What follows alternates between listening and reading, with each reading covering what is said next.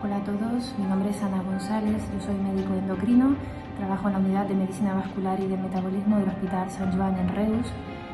Ya saben que la hipercolesterolemia familiar es una enfermedad que se caracteriza por niveles incrementados de colesterol LDL desde el nacimiento y la aparición precoz de enfermedad cardiovascular. A esta enfermedad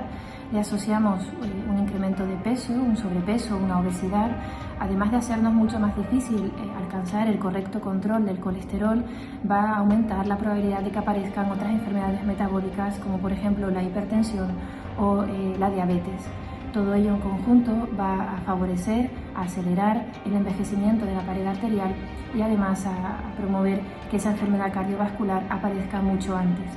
Por todo ello, de forma general, pero en concreto en estos pacientes, promovemos siempre un estilo de vida saludable a través de un patrón dietético adecuado, una actividad física regular que nos permita mantener un peso saludable.